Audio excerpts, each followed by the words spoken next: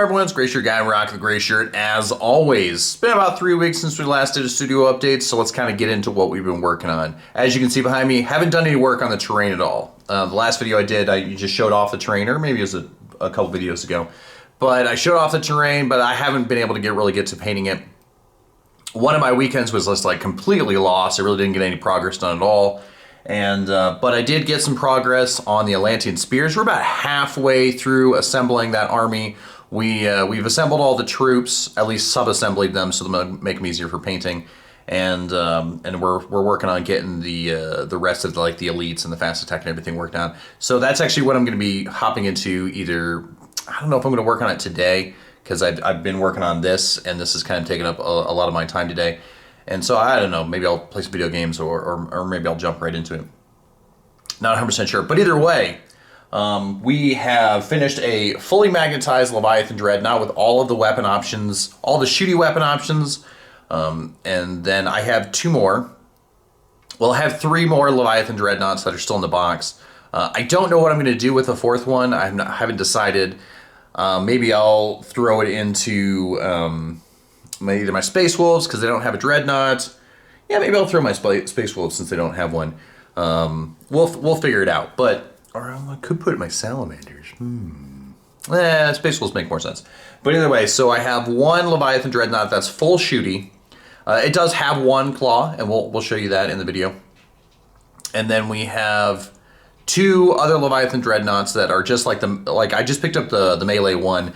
They have just, I think it came out this weekend or it comes out next week. I fully released, I think it's this weekend, fully released the shooty plastic one. So what this is the plastic melee one with some 3D printed gun parts on it. So that's how it worked out. And I magnetized the arm sockets, and I magnetized it slightly differently than what I've seen how the older Leviathan, the pre-plastic, was magnetized. But the new plastic one I think is pretty open for some magnetization. They don't make it super easy, but they do make it slightly easier. But anyway, so we got the Leviathan all magnetized up, all nicely painted, and we'll show you that. And then I have a squad of Ghost Cadians. So at some point in the future, next year, a year from that, after I'm done painting more of my other Imperial Guard, I do want to revisit this as like a full army. But I had this idea. I saw a battle report. I can't remember what battle report it was. I don't know if it was One Page Rules 1 or a 40K 1. I saw it somewhere, and I've seen another Instagram post, but I can't seem to find it anymore, inspiring me to do like a Ghost of Cadia, like a spirit army where it's an Imperial Guard army, but they're all painted like ghosts. And so there's a Games Workshop painting tutorial video which shows you how to paint these. If you just look like Ghost Army Warhammer, you'll find it. And basically, essentially, you build the models up however you want to build them. You spray it with Gray Seer, which first time using Gray Seer, it's the first gray paint that I've used that didn't like powder up. And it could have been the weather conditions. It wasn't super hot, but it was really humid. It just rained. So I'm not 100% sure if the Gray Seer is just the better paint, but it's the first gray paint that I've used that hasn't powdered up, which is pretty impressive. And then you use a contrast paint. It's like blue. It's like Hex Wraith Flame, which used to be called a technical paint, but is now a contrast paint. And then once that dries, you throw on a camo shade. It's a green shade. I forget the name. It's not the camo shade. It's a different green shade. It's actually, funny enough, the same green shade that I use on the Atlantean Spears. Then you throw on a gray dry brush, and then what I did after that is I picked out all of the wound areas because I made all these models battle damaged. I picked all the wound areas and all the blades and the plasma and things like that. I picked those out in purple. Now, you can pick whatever like accent color you want. I wouldn't use a green. You could pick a blue, a red, an orange, a yellow, whatever you wanted to pick. I went with purple. I could have done pink also. I really do enjoy doing pink accents. But I went with purple mostly because Cadians have purple eyes when they're alive, and so the idea behind using purple was like, hey, if they're the spirits of fallen Cadians brought back to life, wouldn't? Yeah, I think it almost seems slightly more appropriate to use purple. But anyway, so we have that, and up here we have he's been on a video before. We have our Kit Bash Solo Lord Marcarius, because how I'm going to be using these models for the time being until I make a full army is I made some custom homebrew rules for them, which I think is going to be kind of cool, and we'll get into that in a little bit. That covers the introduction, so we'll flip the camera, and we'll reset it up, and yeah, we'll get into the magnetization options for the Leviathan first. All right, here we have the Leviathan Dreadnought, and so I didn't magnetize the rocket pod because since he's the shooty one, I'm going to keep the rocket pod. And actually, I looked at the points wise, and I'll probably keep rocket pods on all of the 3 Leviathans in this army. But yeah, it's got a nice seafoam blue paint scheme. I didn't paint these little, where the legs connect right here. I've seen a lot of people do those in metal, but it was just easier to paint those. I just leave those blue. And all this is a Vallejo Game Turquoise. It's a Game Air, not a Game Air. It's just a regular Game Paint Turquoise. And I thinned it down a lot, shot it through the airbrush, and yeah, and then Temple Guard Blue for some highlights. And then I used one of the greener, it's the greener shade from GW to do the pin washing. Then I just used Leadbelcher, I think, for the metal. But as far as magnetization, we just pop so we'll pop these off right here. So there are magnets where the little secondary guns are. I just don't want to take them off because putting these ones on is just like, so the flamers will go on there. They're just not ideal. Just not a huge fan of how the flamer weapons magnetize on there. And these pieces don't need 2 magnets. If you look at them, I put 2 magnets on there. And if you're wondering what size magnets these are, the only thing is I bought the Armory Painter magnet set, and I just used those. Those magnets worked perfectly fine. I don't know what their sizes are, maybe 3x1 or 3x2. Not 100% sure, but I use for the entire kit, I just use the Army Painter magnet kit that comes in 2 different sizes, and they're like, I think they're 1mm wide. And it's for every option. And so what I did in here is inside of each arm socket, might not be able to, hold on. Yeah, inside each arm socket, I put 1 magnet on the left, 1 magnet on the right. And I did that for both sides. And on the here, there's a magnet on the inside right there. Now, there are slots in these for magnets, and there are slots in here for magnets, but they're a little small, and so, but the Volkite culverins fit in really well, so I'm going to leave those in there. And we have all our different weapon options. Now, some of these are a little bit more snug fit than other, like these one Graviton Bombards. They do have magnets in them, but they more just kind of like sit in. And I'm imagining that the plastic ones that you get would sit in as well. I'm not sure how wider, like if you just buy the plastic kit instead of 3D printing these weapons, I think you'd probably be fine.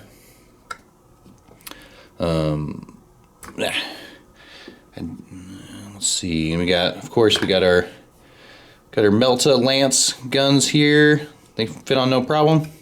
And then I wanted each weapon option variant to have an option for a claw. And so what I did is, and this is how I'm actually going to magnetize when I make the melee ones, is you can just like slot it in there and it just sits right in the back. No problem, easy peasy.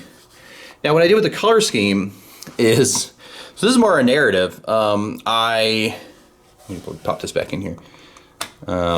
So what I like to do, or what I was doing with the Leviathan, or the Atlantean spears, well, it's a Leviathan, but with the Atlantean spears, they're a Primaris only chapter. Now that's not true. Lore-wise, they're not a Primaris only chapter. There's a little bit of a mystery as to when they were founded. There's not a whole lot of rules or lore for the Atlantean spears, other than like when Dante, requested aid for Baal, they didn't show up. They were too busy hunting Xenos and heretics in their own sector, which I think is like Segmentum Pacificus, I think? I could be wrong. Which is weird why you would call them Atlantean spears. Anyway, so they're hunting in their territory, so they're like, nah, we're not going to answer Baal. So they have this seafoam blue turquoise color, and my specific army is all Primaris. I went with an all Primaris Blood Angel, because I think that's kind of like an interesting concept. But where would they get Leviathan Dreadnoughts? Now, them being an unknown founding, you're not really sure when the Atlantean spears were created. You don't know when they were founded. a lot of mystery, leaves a lot of interpretation. So the idea that they have acquired Leviathan Dreadnoughts possible, but Leviathan Dreadnoughts, to my knowledge, have not really been created since the Horus Heresy. Now, they were created on Terra. We don't know if the Siege of Terra made Leviathans harder to create, but they were not created on Mars. So we're not 100% sure, like, the whole, like, can they still build them? How hard are they to build? But either way, they were made on Terra during the Horus Heresy. And so in my thought process is the reason why you see the red chipping paint effect. And let me zoom in. We'll get a little bit better close up. The reason you see the red the red chipping paint is because these have been tactically acquired. So they were Blood Angel Leviathan Dreadnoughts, and they were acquired by the Atlantean Spears, and the Atlantean Spears just painted over the red. So that was the whole idea why when there's weather chipping, I did red, and then when it chips further, then you see the silver underneath in certain areas. And so that was like my cheeky idea is that not only did Atlantean Spears not enter Dante's call for aid, they also stole a bunch of his relic dreadnoughts because they were like, oh, well, no one seems to be paying attention to this. And now I get it where you're like, well, what about the Marine inside them? And I'm thinking along the lines of maybe at the time there wasn't a Marine interned in the dreadnought. And so it's probably is like an Atlantean Spear Marine that survived. And yeah, and I'm hoping to get some other relic dreadnoughts in the future to kind of add to Atlantean Spears because I really do like the color scheme, and I do kind of like relic dreadnoughts. They're kind of cool. But yeah, so we have, here's the Leviathan Dreadnought with all of his magnetization options. Now, I didn't use a drill, and the reason why I didn't magnetize a drill is mostly because this is the ranged option. And yeah, I did do a claw, and mostly just because I wanted to see how the claw would work. And also because I think a claw isn't a terrible idea if you're taking like the Melta Lances or the Gravity Bombards. If you take a one claw with you, you can still have some melee if you get caught out.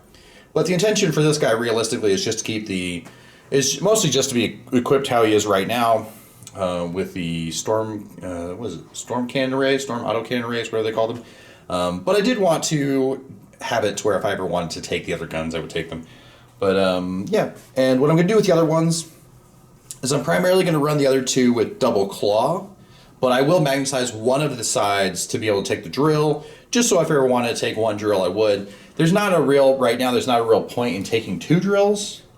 I could magnetize it to have it where you can have either two drills or one drill or however I wanted to do it, but I'm not 100% sure because two drills doesn't really give you any benefit right now.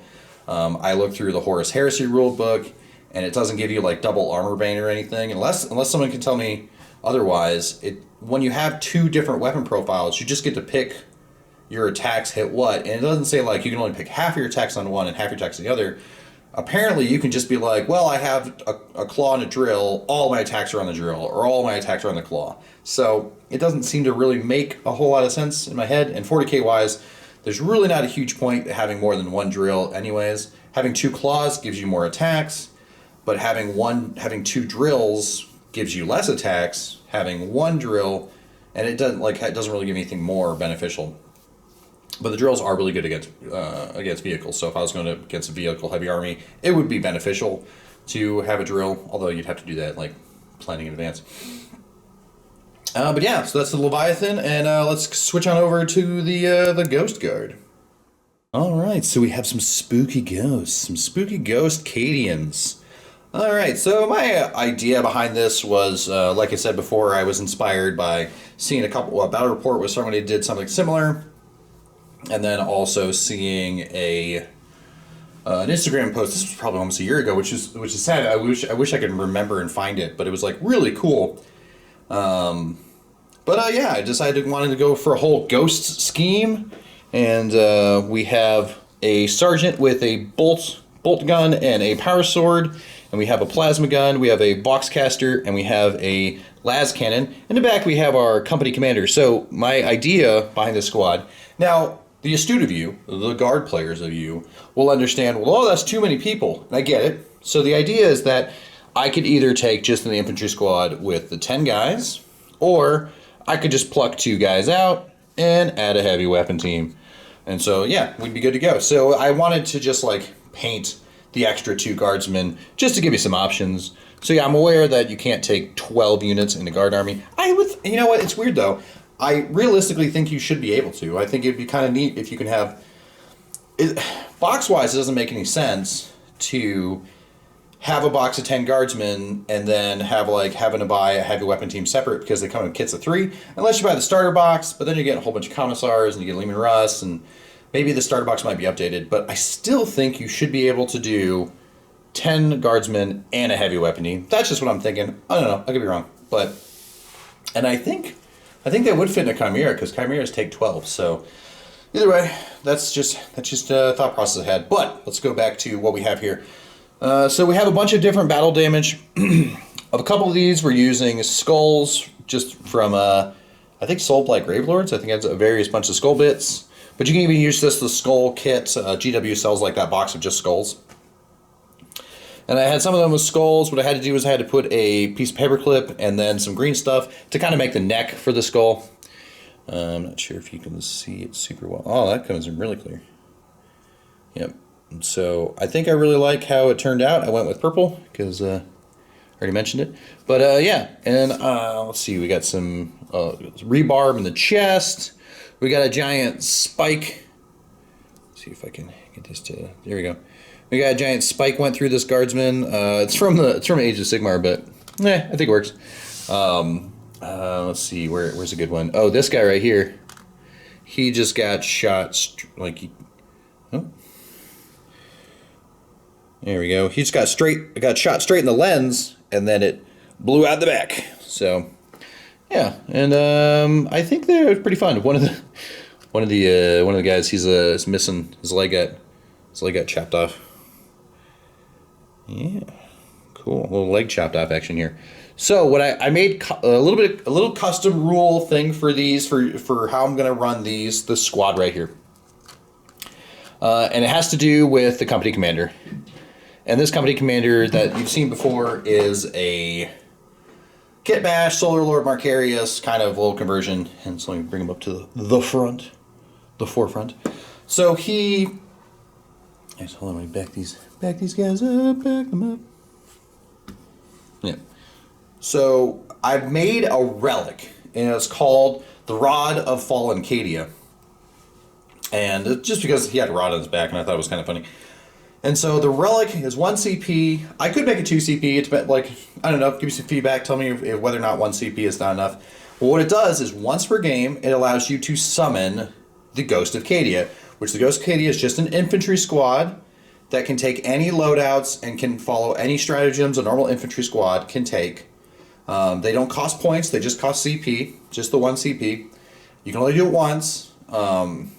And they're a normal squad. The only special rules are they can only obey orders issued by the company commander that has the Rod of Fallen Cadia. Like, it's basically they're kind of bound to the Rod.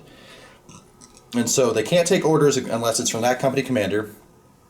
And the second rule is if your opponent has the Chaos keyword and the squad is wiped, like if every model of the squad dies or flees or is somehow destroyed, so there's like if for whatever reason you scare the ghost away, because they operate exactly like an infantry squad, so they still have morale.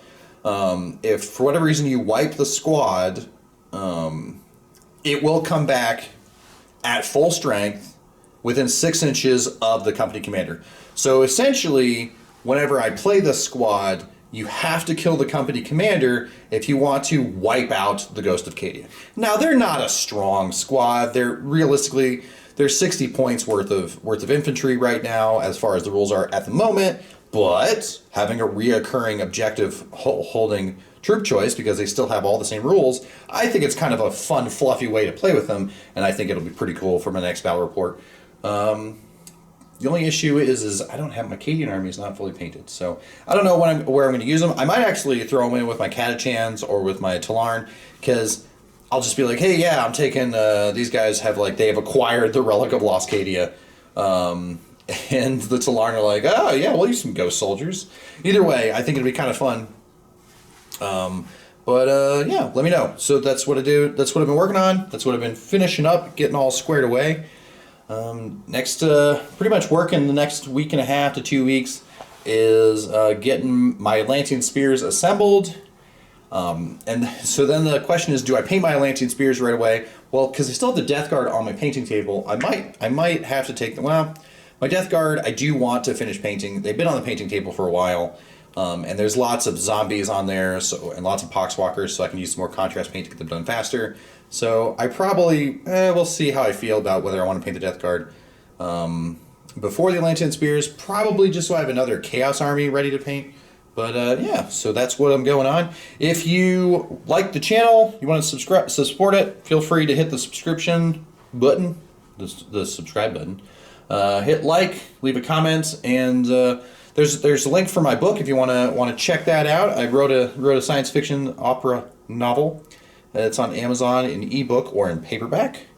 And what's the last thing? Oh, my Instagram is down there. I will almost always post a reel or some images whenever I finish a squad. So if you want to get it like as soon as you possibly can get it, follow my Instagram. That's always a way to see most of my projects. Now that I use Instagram more often, I always post reels of things I'm working on and images, because it's a lot quicker to post a reel than it is to make a YouTube video. So either way, I hope you guys enjoy and see you around. Goodbye.